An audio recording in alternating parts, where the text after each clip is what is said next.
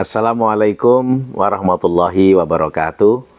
Sahabat akademia semua, berjumpa lagi dengan saya, Suhada, dari Prodi Manajemen Fakultas Ekonomi Universitas Nahdlatul Ulama Yogyakarta, dalam sesi mata kuliah Sistem Informasi Manajemen. Mata kuliah Sistem Informasi Manajemen adalah salah satu mata kuliah wajib yang diambil oleh mahasiswa semester 3 dengan bobot 3 SKS. Sesi video ini dipersembahkan khusus dalam rangka memenuhi salah satu persyaratan sertifikasi dosen untuk dokumen pernyataan diri dosen dalam unjuk kerja Tridharma Perguruan Tinggi, PDD, UKT, PT. Mata kuliah Sistem Informasi Manajemen dirancang untuk mempersiapkan mahasiswa agar mampu memahami peran dan potensi teknologi informasi dalam lingkungan organisasi ataupun bisnis saat ini. Yang kedua, mahasiswa juga diharapkan mampu mengelola sumber daya teknologi informasi untuk mencapai tujuan organisasi dengan menciptakan keunggulan kompetitif perusahaan. Mata kuliah Sistem Informasi Manajemen memiliki 7 CPL. Ada 3 CPL diantaranya, yaitu mampu menerapkan pemikiran logis, kritis, sistematis, dan inovatif dalam konteks pengembangan atau implementasi ilmu pengetahuan dan atau teknologi sesuai dengan bidang keahlian. Kedua, mampu mengemukakan ide atau gagasan dengan jelas secara sopan, persuasif, dan sistematis untuk mengambil keputusan secara tepat dalam konteks penyelesaian masalah di bidang keahliannya berdasarkan hasil analisis terhadap informasi dan data. Kemudian mampu mengelola pembelajaran secara mandiri, menggunakan platform digital yang relevan sebagai resource pembelajaran dan juga sebagai media dakwah. Selain CPL, mata kuliah ini memiliki 2 CPMK. CPMK yang pertama mampu menguraikan konsep dasar, ruang lingkup, unsur, dan komponen sistem informasi, peranan teknologi informasi untuk keunggulan bersaing, dan analisis strategi perusahaan dalam konteks implementasi IT. Kemudian CPMK yang kedua, mampu melakukan analisis dalam kajian pemilihan akuisisi teknologi informasi dan program transformasi digital, mengenal dan menganalisis praktek implementasi IT, misalnya sistem informasi manajemen, business intelligence, big data, dan juga mampu memahami peranan manajer dalam pengembangan sistem informasi manajemen. Ini saya kira salah satu ending point yang sangat penting.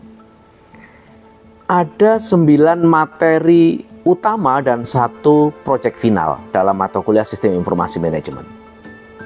Pada sesi pertama, kita akan mengajak mahasiswa untuk memahami sekaligus memotivasi dari seluruh peserta didik tentang urgensi mengapa sih kita perlu belajar sistem informasi manajemen? Mengapa calon manajer mahasiswa manajemen belajar sistem informasi manajemen? Setelah itu kemudian ada materi tentang komponen sistem yang meliputi hardware dan software. Kemudian yang ketiga, ini adalah core dari pemahaman sistem informasi tentang bagaimana mengimplementasikan sistem informasi manajemen sebagai bagian dari strategi bersaing perusahaan dalam menciptakan competitive advantage. Kemudian ada materi teknikal, ada e-commerce, sistem database management, big data, AI, IoT, ERP, dan juga setelah itu kita enhance lagi menjadi memposisikan diri mahasiswa diminta untuk bisa memahami apa peranan manajer dalam pengembangan sebuah sistem aplikasi ataupun dalam rangka mengakuisisi information teknologi. Kemudian ditutup dengan proyek final secara berkelompok, semua mahasiswa membuat kelompok, kemudian mereka akan melakukan presentasi tentang inovasi teknologi ataupun ide solusi berbasis teknologi untuk kepentingan bisnis. Ini timeline secara umum, gambaran bagaimana seluruh pertemuan dari awal pertemuan pertama sampai dengan pertemuan yang ke-16, mahasiswa akan belajar bersama-sama dengan saya sebagai pengampu, mulai dari penguatan konsep tentang konsep dasar ruang lingkup, peranan SIM dalam bisnis, kemudian mengenal komponen sistem database, dan pada dua fase pertama ini mahasiswa sudah mulai diminta untuk menemukan ide awal dan melakukan drafting atas ide inovasi itu sebagai solusi. Kemudian pada fase ketiga, mahasiswa akan belajar tentang analisis berbagai macam case study tentang implementasi IT dalam berbagai sektor bisnis. Kemudian dari sini mahasiswa juga akan semakin terinspirasi, semakin kuat inspirasinya dalam merancang proyek, ide, solusi ataupun bisnis berbasis teknologi. Sehingga pada saat sesi akhir, final project, mahasiswa melakukan revisi atas ide bisnisnya, kemudian merancang, menggambar bagaimana implementasinya, dan kemudian juga melengkapinya dengan satu studi kelayakan bisnis ataupun ide inovasi bisnis. Pembelajarannya dengan metode CASE method, project based, kita menggunakan LMS ya.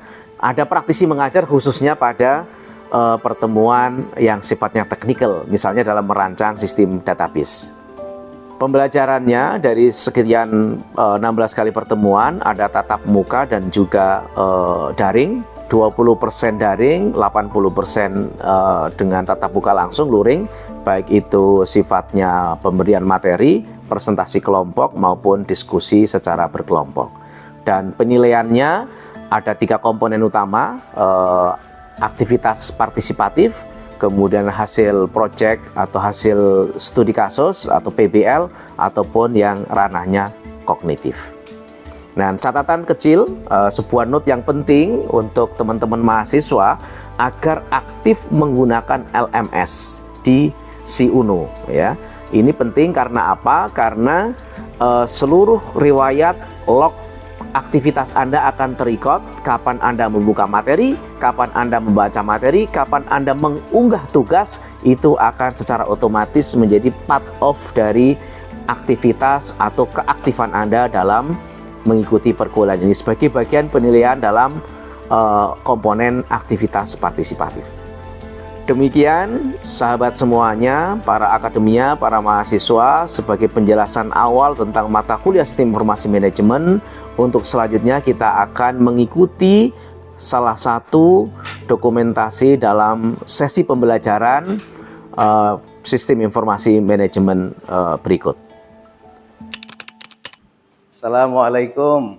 Waalaikumsalam. Gimana teman-teman, sehat? Oke, semua sehat ya. Baik, hari ini kita akan kuliah kembali. Sebelum kita mulai, kita berdoa bersama-sama. A'udzubillahi minasyaitonirrajim. Bismillahirrahmanirrahim. Raditu billahi rabba wa bil islami dina wa bi Muhammadin nabiyya wa rasulah. Rabbi zidni ilma warzuqni fahma. Amin.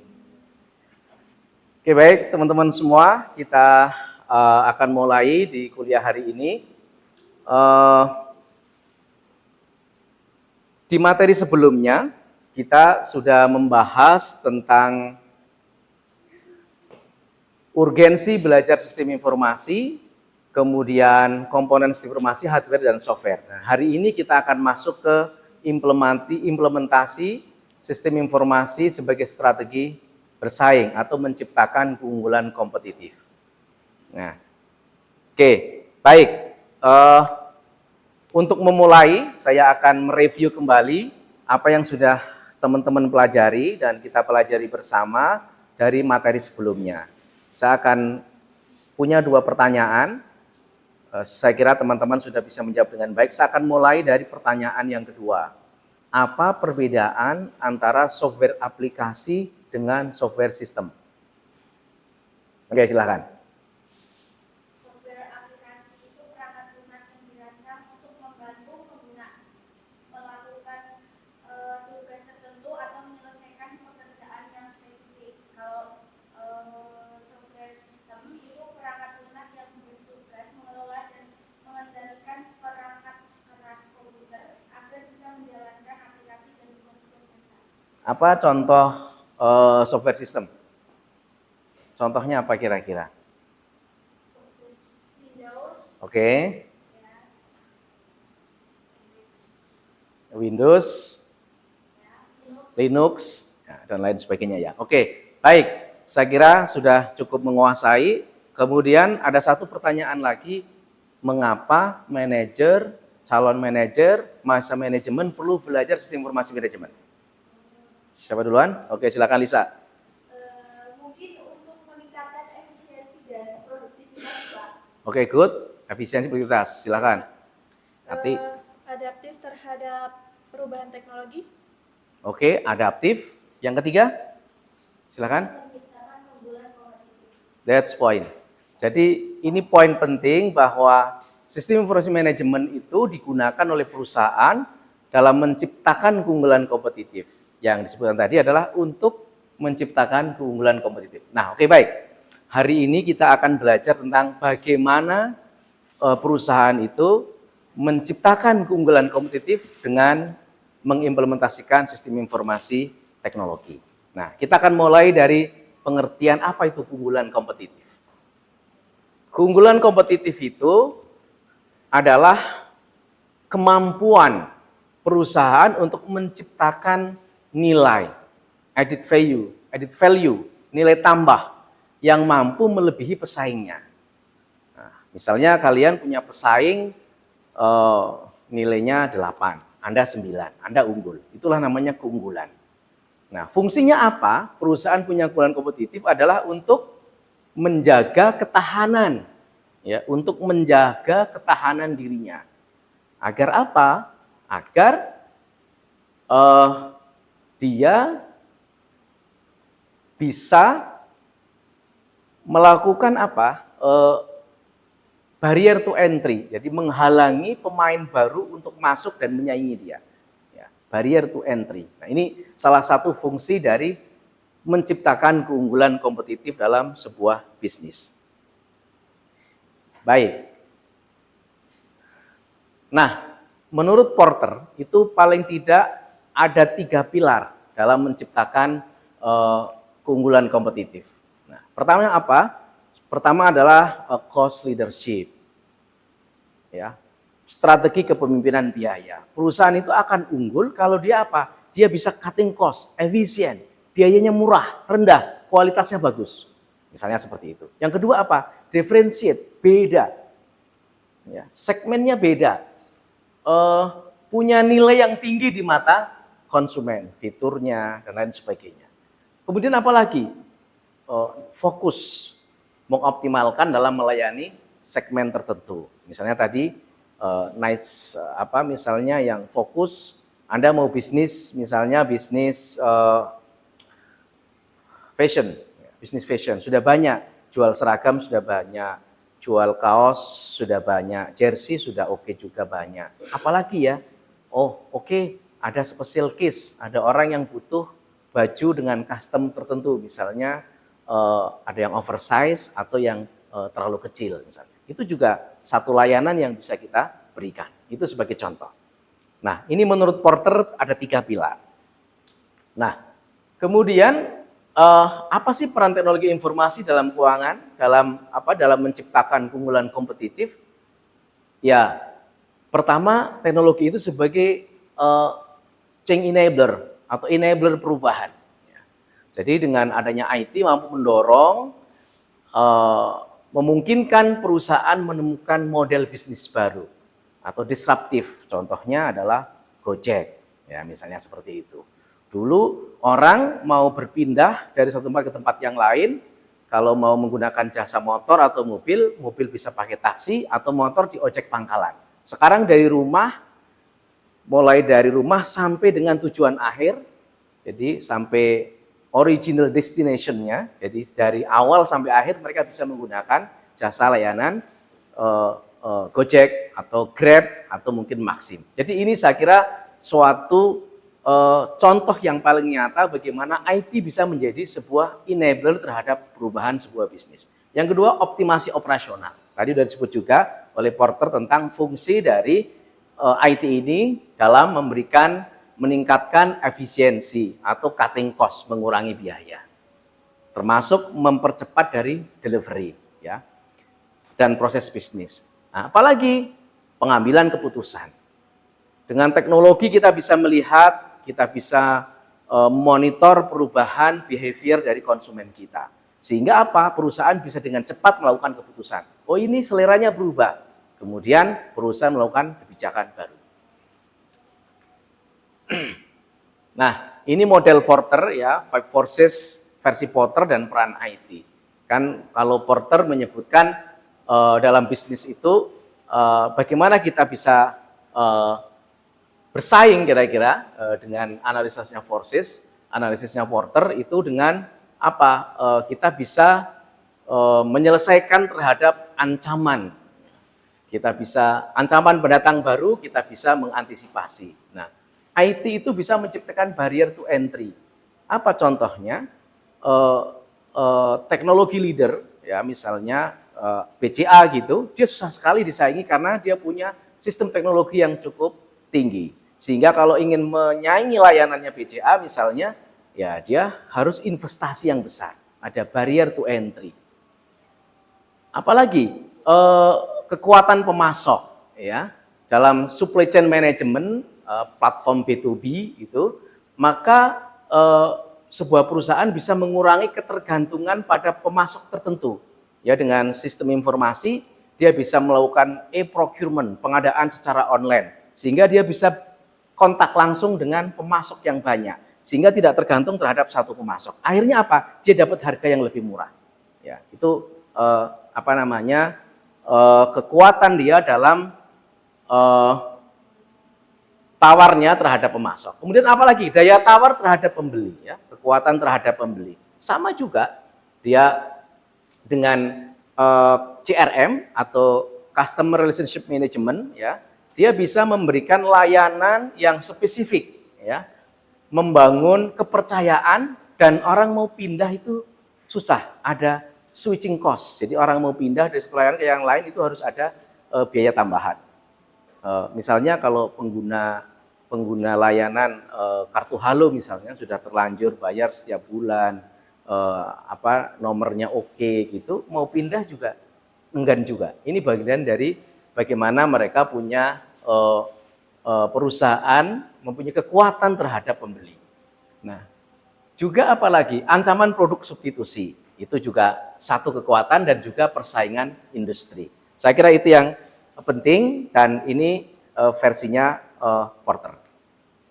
Nah, ini yang paling pokok yang harus kalian ingat, ya, tidak boleh lupa, simple tapi saya kira ini akan mengantarkan kalian kalau kalian jadi manajer. Kapanpun, dimanapun, ini perlu diingat. Apa? 5 strategi utama bersaing yang dapat diimplementasikan dengan kita menggunakan IT. Ini menurut O'Brien. Ya. Ada 5. Tadi Porter ada 3 yang pokok. Ini ada 5. Jadi apa itu? Pertama tentang cost leadership. Sama ya, kepemimpinan biaya. Sudah saya jelaskan lagi. Yang kedua apa? Differentiate strategy. Tadi sudah sebut juga ada pada Porter. Sama. Kemudian apalagi? Tentang innovation strategy. Strategi inovasi.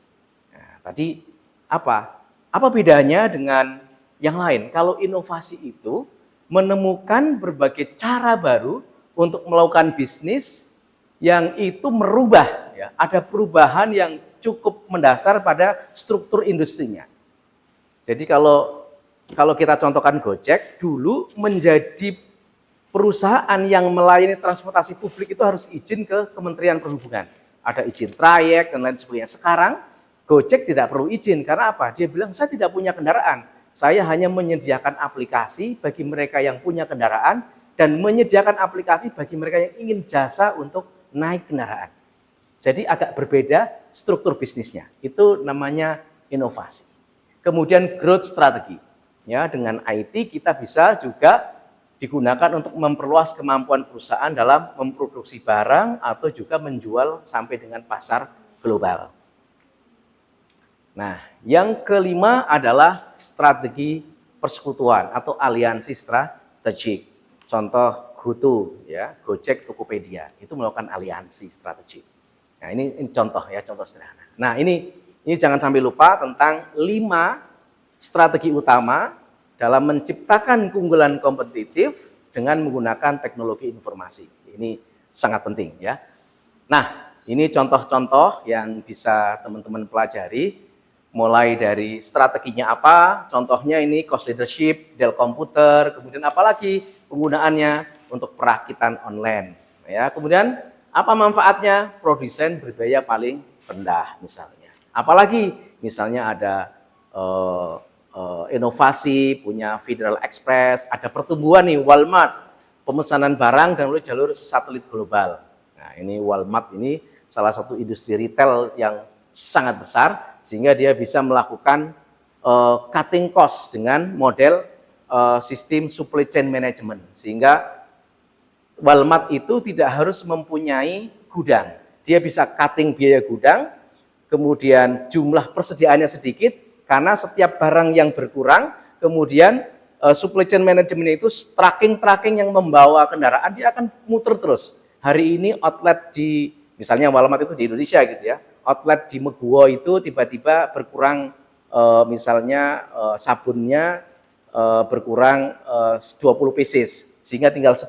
Sudah langsung terinformasi ke tracking yang keliling, sehingga langsung dia akan di-replace, dikirim. Jadi apa? Nggak perlu biaya gudang, nggak perlu persediaan modal kerja yang tinggi. Maka ini cutting cost. Ini contoh. Oke, baik. Teman-teman semua, kita akan coba, ini setelah semuanya sudah paham ya, kita akan coba latihan, simulasi. Ini ada, silakan bisa berbagi kelompok ya, 1, 2, 3, bisa 5 kelompok ya. Bisa 5 kelompok, saya kasih contoh nih. Nanti ini ada soal, pertama nama perusahaan, pilihan strategi bersaingnya apa, kemudian penggunaan strategi dengan pemanfaatan IT-nya seperti apa. Nah, misalnya ini Gojek. Oh, dia menggunakan innovation strategi dan aliansi strategi. Jadi satu perusahaan bisa menggunakan lebih dari satu strategi utama. Nah, apa penggunaannya? Untuk mengelola ekosistem super app, otomatisasi, kemudian pembayaran digital pakai GoPay, kemudian big data untuk personalisasi layanan. Ini contohnya, nanti teman-teman bisa mengerjakan dan diskusi secara berkelompok. Silakan ya, bisa berkelompok, nanti setelah diskusi, kemudian masing-masing perwakilan kelompok bisa maju mengisi di papan tulis, nanti saya siapkan.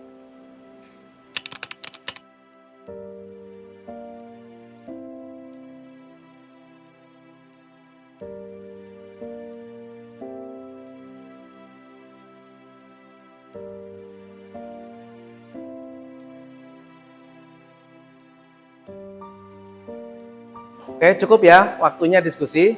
Silahkan teman-teman menuliskan hasil jawabannya di depan sini, ya, secara singkat mulai dari sini dulu, silahkan.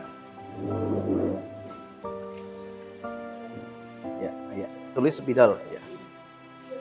Ya, silakan. Ya.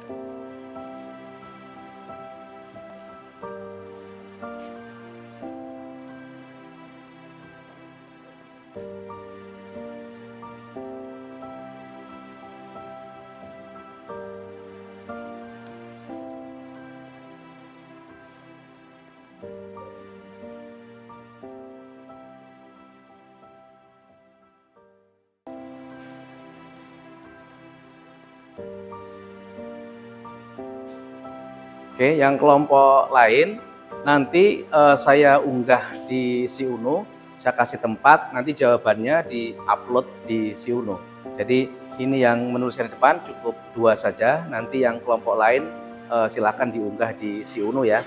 Hari ini saya sudah siapkan, jadi kalian bisa mengunggah, dan termasuk yang sudah maju juga tetap diunggah, karena bagian dari angka partisipatif. Jadi kalau nggak mengunggah tepat waktu, maka skornya akan berkurang. Ya, saya kira udah oke ya, keren. Saya kira paham semuanya untuk materi bagaimana strategi bersaing sebuah perusahaan dengan mengimplementasikan teknologi informasi. Dari berbagai contoh dan case yang sudah kita bahas bersama, teman-teman sudah paham ya. Terima kasih. Semua sudah memahami, nanti silakan dikumpulkan di LMS yang kita sediakan. Saya kira itu